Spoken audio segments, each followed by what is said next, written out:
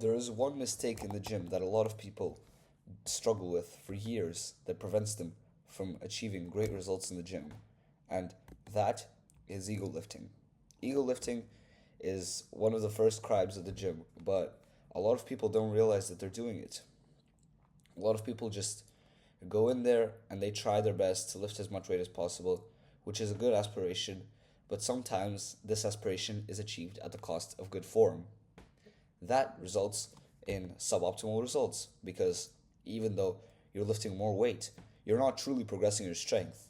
You know deep down that your strength isn't increasing, your form is decreasing, which is allowing yourself to lift more weight.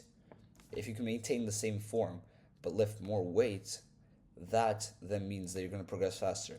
Because with this progressive overload that a lot of people do, where they just let their form deteriorate and then add more weight and add more weight, they then have to fix their form at some point before they get injured, or maybe even after they get injured, and then a lot of their progress is wasted because their weight regresses quite a lot until they're back at good and proper form. So, to avoid that happening to you, let's learn how to practice good form. So, what are some of the benefits of ego lifting? Well, probably you could say a higher stimulus, but with good form, you're getting a better stimulus. And that's about it, really. Ego lifting isn't that good of a thing if you think about it. It's only going to work as you're a beginner. Eventually, it just stops working. It doesn't offer you the results that it did anymore. And that's a hard pill to swallow, but it's something that we all have to deal with. We all have to learn how to lift with good form. So, what are some of the things you can do to improve your form? Firstly, go online and look for exercises where you think your form might be off and see how the best of the best do them.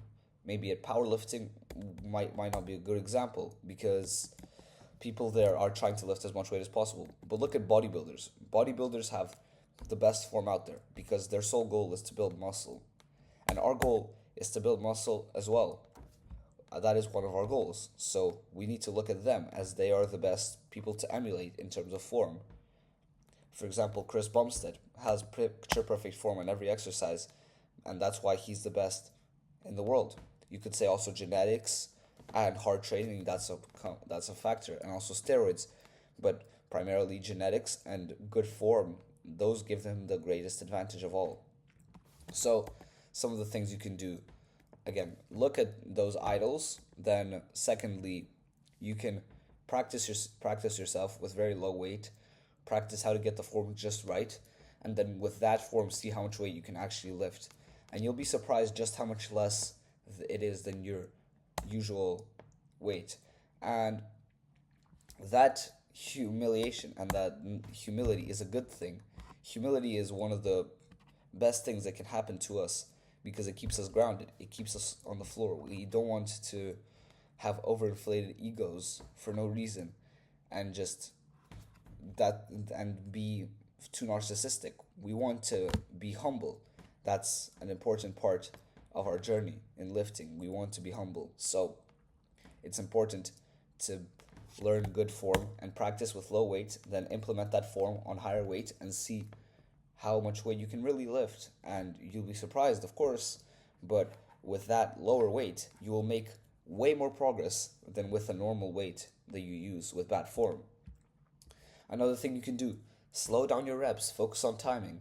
You can do a timing that's like a normal phase upwards, concentric, then a slowed eccentric, where you, on the way down, you take some time, and then maybe you can even incorporate a pause at the bottom.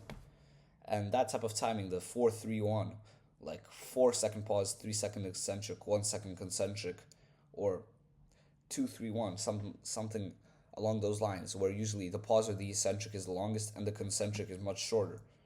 That's gonna allow you to focus a lot more on the mind muscle connection and build a lot more muscle.